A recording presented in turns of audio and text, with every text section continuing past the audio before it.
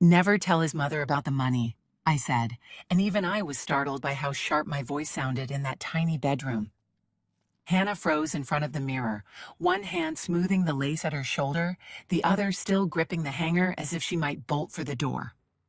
Sunlight slipped through the thin curtains I'd sewn years ago, turning her veil into a soft halo. She looked like every dream I'd ever had for her, and every fear, all at once.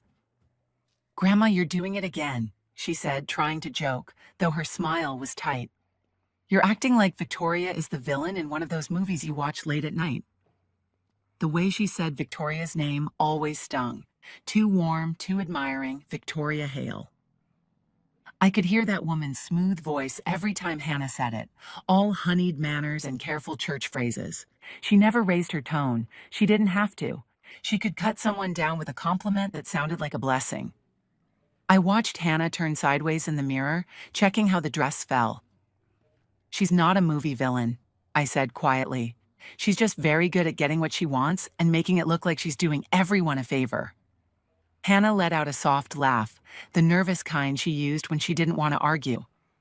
"She just wants us to be secure," she said. "She keeps saying that. Secure. You talk like it's a bad word." I hated how much that word still unsettled me, even coming from my granddaughter. The first time Victoria used it on me, years ago in my old rental house in San Antonio, she said it while patting my hand, like I was confused instead of cautious. "We just want you secure, Rosamond," she'd said, smiling with those perfect teeth. I could still see her sitting on my sofa as if she already owned it, legs crossed just so, a folder of documents resting neatly on her knees. Every gentle syllable carried the same unspoken instruction. "Sign, trust me, don't ask too many questions." Even now, the memory made my cheeks burn. "Secure isn't a bad word," I told Hannah, "but some people use it like bait. That's what she did with me, and that's what she's trying to do with you." Hannah met my eyes in the mirror, blue to brown, young to old. "She brought flowers when she visited," she said, as if that settled something. "She keeps saying how excited she is to have me in the family. She calls me sweet girl." I almost laughed because I knew exactly how Victoria said it. Sweet girl. The words made you feel 6 years old and lucky for her attention. And behind them, I always heard the rest. Grateful girl, manageable girl, girl who doesn't ask where the money goes. "She calls everyone sweet when she wants them relaxed," I said. "She called me that too, right before she slid that folder across my coffee table." I saw Hannah flinch, just barely. She'd heard the story before, but she didn't carry it in her bones the way I did. She hadn't stood in her own kitchen with sympathy cards stacked on the counter, feeling guilty for reading the fine print because a polished woman from a respected family told her it was all standard. She hadn't listened to Victoria say, "We just thought it would be easier if we handled this," in a voice that applied more pressure than shouting ever could. "I didn't sign," I said softly. "I almost did, but something in me pulled back. Everything she said was about helping, simplifying, protecting, but none of it was about me understanding anything. I was there to be grateful and hand over a pen." The resentment rose again, hot and steady, not loud, not wild, the slow kind built over years. Every time Victoria said we, she meant her side, her comfort, her interests. Every time she said family, she meant her bloodline, not mine. And when she said we're all in this together, what she really meant was that I should stop asking what this even was. Hannah turned from the mirror and sank onto the edge of the bed, white fabric pooling around her like a cloud. "You think she's going to try something with me after the wedding?" she said, not quite a question. "I think she's counting on you being happy and tired and eager to keep the peace," I replied. "That's when she brings out the standard paperwork. She won't threaten you. She'll smile and say, 'This is just how our family does things,' and expect you to nod." "We are going to be family," Hannah whispered. "Ryan's family is my family now." "You are my family first," I said, more firmly than I meant to. "And that money, that land, that trust, none of it exists because of them. It exists because I refuse to let her slide something past me. You don't owe the Hales a single line of it." Hannah looked down, twisting the edge of her veil between her fingers. "So what do you want me to do?" "I want you to remember this," I said. Don't tell them the amount. Don't tell them about the land. Don't sign anything unless someone who works for you, not for them, explains every word. And when she smiles and calls you sweet girl and says, we just thought it would be easier, I want you to hear what I hear. She nodded slowly. For a moment, the room went quiet. Just the hum of the old air conditioner and distant traffic outside. I looked at my granddaughter in her wedding dress, balanced between the family she was leaving and the one she was marrying into, and felt that familiar ache. They would see the dress, the flowers, the youth. They would never see the years I spent at kitchen tables with calculators and contracts. They would never hear how my jaw still tightened at the memory of Victoria's polite voice. I love you, I said at last. That's why I'm asking you to be careful. Hannah stood and crossed the room, careful with the hem of her dress, and wrapped her arms around me. Her voice was muffled against my shoulder. I believe you think you're protecting me, she said. I just hope you're wrong about her. I held her a little tighter because I knew I wasn't. Grief blurs most things, but that afternoon in San Antonio is etched into my memory as if it were pressed there. The house was crowded with half-wilted flowers and cold casserole dishes people had dropped off before carrying their sympathy elsewhere. My sister was gone. I was sitting at the kitchen table staring at a stack of unopened mail I couldn't bring myself to face when I heard a knock at the door. When I opened it, Victoria Hale stood on my small porch like she belonged on the pages of a magazine. She wore a light dress in soft colors, not a strand of hair out of place. In her arms were a tidy folder and a small potted plant tied with a bow. The plant sat between us like a prop as she stepped inside, surveying my cramped living room with that polite smile that never quite reached her eyes. "Oh, Rosamond, you poor thing," she said, and the way she said poor thing made my skin tighten. It sounded gentle, but it also sounded final, as if she had already decided who I was. Fragile, overwhelmed, ready to be guided. She placed the plant on the coffee table and set the folder neatly beside it, as though both were the same kind of gift. "We just thought it would be easier if someone helped you with all this confusing paperwork," she said, sliding a stack of sympathy cards aside as if they were clutter. Every sentence came wrapped in we. Never you, never your choice, never what do you want. It was always we thought, we brought, we arranged. I nodded because I was exhausted and my head throbbed. She settled onto my worn couch like she'd done it 100 times and patted the cushion beside her. When I sat, she opened the folder with practiced ease. "These are just standard forms," she said, tapping the first page with a manicured nail. "Everyone signs something like this. It just streamlines things and keeps everything secure for the next generation." Secure, the same word she would later use with Hannah.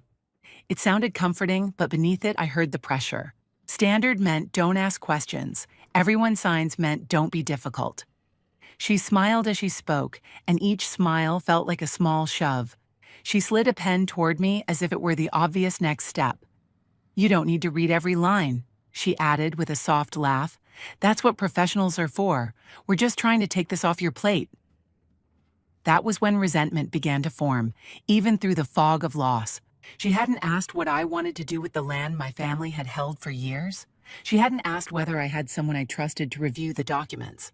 She assumed I would sign because I was tired and alone, and she was calm, confident, and practiced.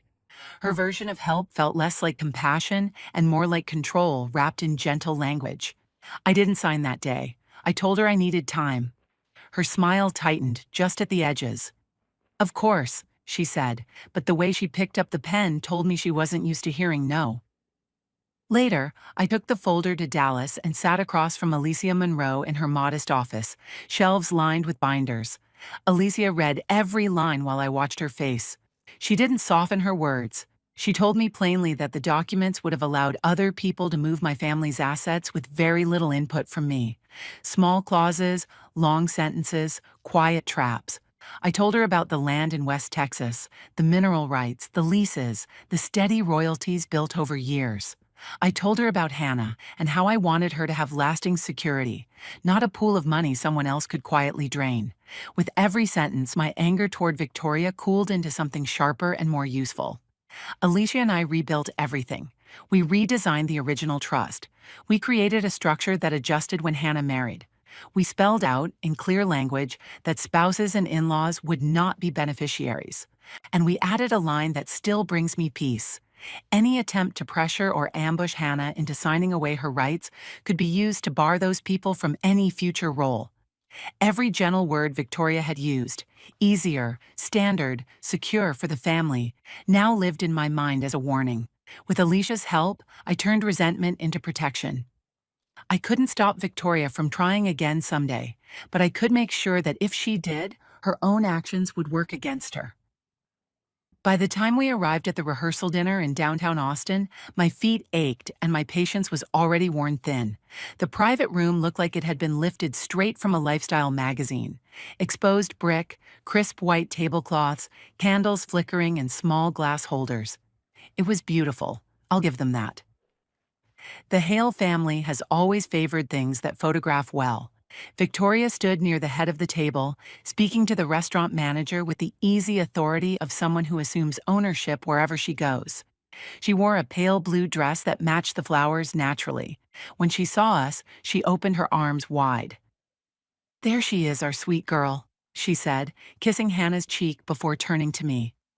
"And the woman who raised her, we're so grateful." Grateful. The word landed wrong in my chest. Every time she used it, what I heard was, "You should be thankful we're allowing you here." Her grip on my hand lingered just a fraction too long, firm enough to feel like a reminder that this was her production. We took our seats. Ryan sat beside Hannah, their fingers intertwined beneath the table. I found myself directly across from Victoria. She lifted her glass and tapped it gently with a spoon. "I just want to say a few words," she began, and my stomach tightened. Her few words were never just a few. She spoke about family, about blending traditions, about aligning our futures. She made it all sound so reasonable. When she said, "In our family we like to keep everything organized, especially assets and long-term plans." My jaw clenched. Hearing the word asset spoken so casually in front of my granddaughter made my skin prickle. Charles nodded at the appropriate moments, then added his measured voice. "It's simply responsible," he said, directing his gaze toward Hannah and Ryan. "Structure keeps things stable for everyone." He sounded calm, sensible, but beneath it was the same message. "This is how we do things, and you'll adjust." Derek raised his glass, grinning. "Better get ready to sign your life away tomorrow," he joked. Laughter rippled around the table. Hannah laughed too, though I noticed her eyes flick briefly toward me. The joke sent a flare of resentment through me. To him, it was harmless. To me, it sounded like a preview. As the room buzzed with laughter, my mind slipped back to that afternoon in San Antonio. Victoria seated on my old couch, that same composed smile, that same folder. "We just want to keep things organized, Rosamond." Then the air had smelled of flowers and grief. Now it was candle wax and wine. Different setting, same script, gentle pressure, smooth language, never once asking what we actually wanted. For a moment, a sharp thought cut through me. I could stay quiet. I could smile, avoid conflict, protect only what was legally mine, and let Hannah learn on her own. The unfairness of that idea nearly stole my breath. I had spent years building safeguards with Alicia, handling land, leases, contracts, making sure Hannah's future couldn't be quietly drained by someone else's plans. I paid the fees. I drove back and forth to Dallas. I sat in cold offices dissecting every clause. I carried the weight, and now these people, polished and confident, wanted to step in at the finish line and call it family planning. I looked at Hannah, smiling politely at a story Victoria was telling about Ryan's childhood, and I knew I didn't have the right to step back. I hadn't raised her just to hand her over to someone else's definition of responsible. The next day, at the chapel outside Austin, everything looked perfect. The oak trees, the white flowers, the music drifting through warm air. Hannah walked down the aisle, and for a while I let myself feel only joy. Ryan cried when he saw her. People dabbed their eyes. Cameras flashed.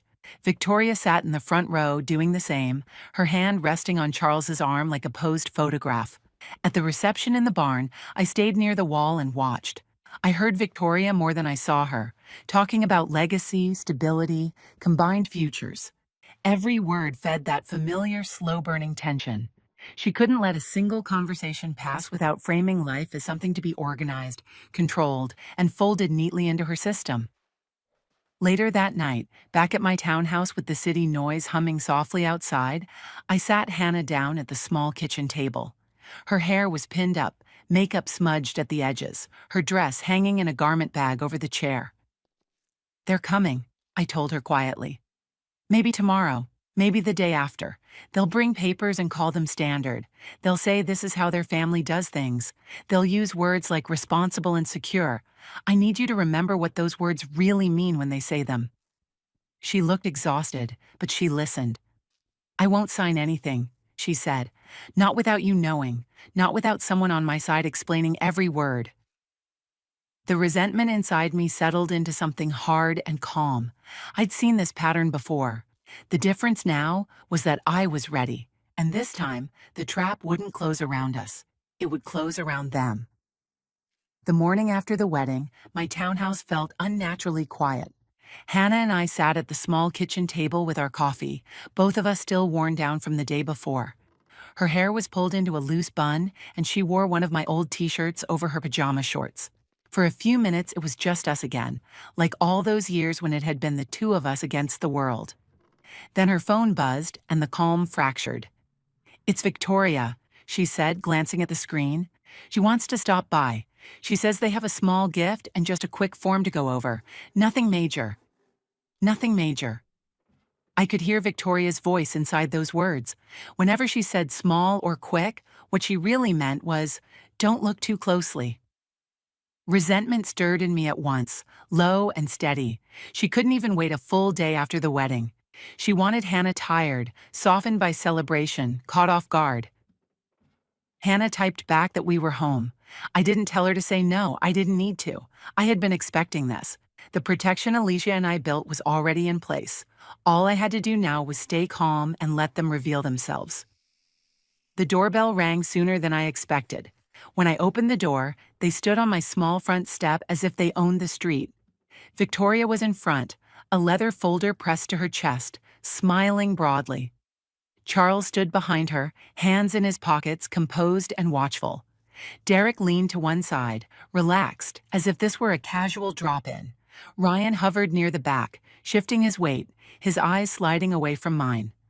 Beside them stood a man in a suit holding a briefcase. "Rosamond," Victoria said, stepping forward to kiss my cheek without waiting for an invitation. "We didn't want to bother you, but we thought it would be easier to handle this in person. This is Stephen Clark, our notary. It'll only take a few minutes." Easier, bother, only a few minutes. Each word landed like a gentle shove. My own doorway, my own living room, and still she spoke as if she were doing me a kindness by bringing strangers into it. I let them in anyway. I wanted this to happen where I could keep my footing. They filled the living room, shrinking the space with their presence. Hannah sat on the couch. Victoria placed the leather folder on the coffee table and opened it like she was unveiling a gift. "These are just postmarital protection documents," she said. "We do this for everyone in the family. It keeps everything clean for taxes and emergencies." Family. She used the word like leverage. When she said everyone, what she meant was, don't question this. My resentment sharpened. She had known Hannah for barely any time at all, and already she claimed that word as if it belonged to her. Charles spoke next, his voice calm and deliberate. "It's smart to take care of this now," he said. "This is the responsible approach. We don't want confusion later." Reasonable on the surface, but underneath it was a warning. Comply or you'll be the problem. Derek chuckled. "Sign a few pages and you're officially one of us," he said. "No pressure." No pressure. They had brought a notary into my home. They stood over my granddaughter while she sat, tired and newly married, in her grandmother's living room. Pressure was the only thing in the room. Ryan sat beside Hannah and said nothing. That silence hurt more than any of Victoria's lines. He was supposed to be her partner, yet he let his family steer the moment. He didn't suggest waiting. He didn't ask for their own lawyer. He just watched. Victoria slid a pen toward Hannah and smiled. "Sweet girl, this is just a formality," she said. "We're making sure you're protected. You trust us, don't you?" Protected. trust. In her mouth, those words meant something else entirely. Protection meant control. Trust meant obedience.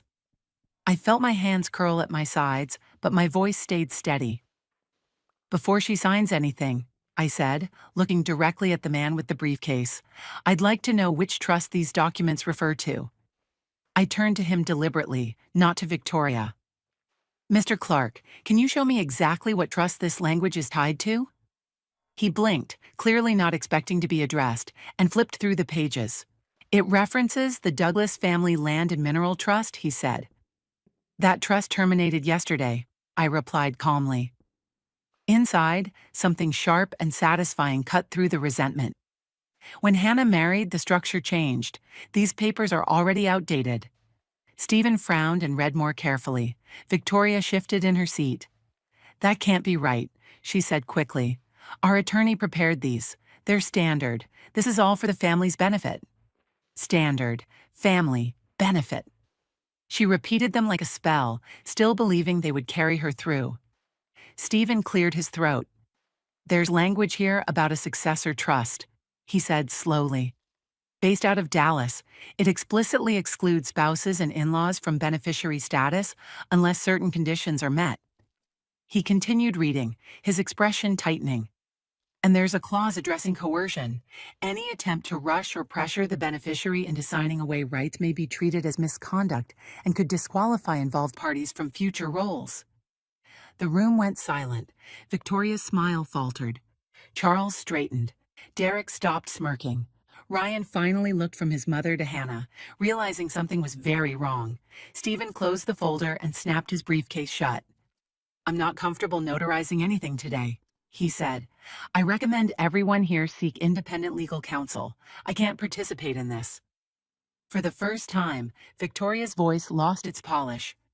"Stephen, there's no need to overreact." "I've said what I need to say, Mrs. Hale," he replied calmly. Then he looked at Hannah and at me, and there was something like respect in his eyes. "Thank you for asking the right question." When he left, the resentment inside me settled into something clean and solid.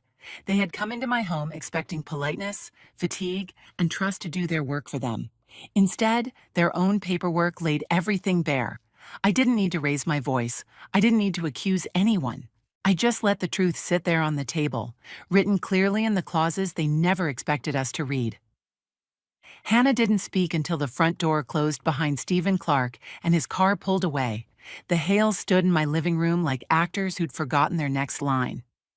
Victoria's hand was still resting on the folder, fingers curled tightly around the edge, as if she could hold the whole situation together by gripping paper alone.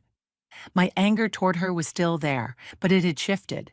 This wasn't only about what she'd tried to do to me years ago, it was about what she had nearly done to my granddaughter, under my roof. "Grandma," Hannah said quietly, her voice unsteady, "can I talk to you for a minute?" I nodded and led her down the short hallway into my bedroom. I could feel the Hales' eyes on our backs as we walked away, but I didn't turn around. They'd already taken up enough space. Hannah sat on the edge of my bed on the faded quilt I'd had for years. Her hands were trembling.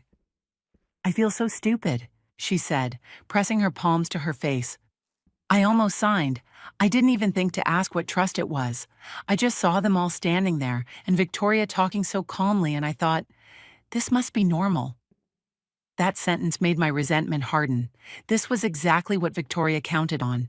A tired young woman, new to the family, wanting to be agreeable. She brought a notary and a stack of papers into my living room and wrapped it all in calm words and familiar phrases. She knew the pressure she was creating. "You are not stupid," I said firmly. "You were ambushed. They showed up one day after your wedding with a notary and called it a quick form. That is not normal. That is a test." "A test?" Hannah looked up, eyes red. "Yes," I said. "She wanted to see how easily you'd fold, how quickly you'd choose their comfort over your own understanding. If you'd ever told her about the money or the land, this would have been worse." This was her measuring how much control she could take with a smile and a signature line. Hannah let out a long breath. "She didn't even ask if I had someone I trusted to look at it," she said softly. "She just said, 'We do this for everyone in the family.'" Like questioning it would make me the problem. That word, we, cut the same way it always did. Victoria used it to corner people. Question her, and suddenly you were questioning family. It was how she disguised her own decisions as shared ones. Hannah stared at her phone, then began typing. "What are you doing?" I asked. "I'm writing to Alicia," she said. "I want her to have everything. What happened, when, who was here, what was said. I don't want this to fade into a bad memory. I want it documented." Something inside me loosened. That was my granddaughter, not a sweet girl to be managed, but a woman choosing clarity. When she hit send, she sat straighter. "We should go back out there," she said. "I don't want them thinking I'm hiding because I'm scared." We returned to the living room together. The Hales were still there. Victoria tight-lipped, Charles stiff, Derek bored, Ryan visibly uncomfortable. My resentment rose again, but I stayed quiet and let Hannah speak. "I need to be clear," Hannah said. Her voice wasn't loud, but it was steady. "What happened here today wasn't okay. You came into my grandmother's house with a notary and documents and tried to get me to sign without my own attorney present. You called it normal. You called it family. It felt like pressure." Victoria's smile reappeared, strained. "Sweetheart, we just thought it would be easier," she said. Easier. That word always meant easier for her. "This is how the Hales do things. You're a Hale now. We didn't want confusion around paperwork at the start of your marriage." I almost stepped in, but I didn't. I wanted Hannah to finish this herself. "I'm not signing anything about assets without my own attorney," Hannah said. "Not in a rush. Not because you bring a notary and say it's standard. I've already contacted Alicia Monroe and documented everything that happened here today. Time, date, and everyone present." Derek's expression changed. Charles's mouth tightened. They understood what it meant to have a lawyer watching. "Hannah," Ryan said carefully, "maybe they just—" "No," she said, and the strength in that single word stopped him. "They didn't ask what I wanted. They didn't offer neutral advice. They expected me to sign because it was easier. That's not care, that's control." Victoria tried once more. "We're only trying to protect you." "I already have protection," Hannah replied. "My grandmother made sure of it. From now on, any questions about the trust go through Alicia. Not you, not your attorney, her." Silence settled over the room. Charles gathered the folder. Derek stood. Ryan looked torn, but he didn't challenge Hannah or defend his parents. That told me everything. "We should go," Charles said shortly. "Thank you for your time, Rosamond." I walked them to the door. Victoria didn't touch my hand this time. She only nodded, tight and controlled, before stepping onto the porch. I closed the door, turned the lock, and stood there as the quiet returned to my house. When I went back, Hannah was sitting on the couch, shoulders slumped, tears sliding down her face. I sat beside her, and she leaned into me the way she had when she was little. "I see it now," she whispered. "All the things you tried to warn me about. I thought you were being unfair. I was wrong." I brushed her hair back gently. "Seeing clearly hurts," I said, "but it's better than living blind. You chose yourself today. You chose the truth." We stayed there a long time, just the two of us. No papers on the table, no strangers in suits, no polite words hiding sharp edges. The money was safe, the land was safe, and more important than any of it, Hannah's trust in herself was stronger than it had ever been.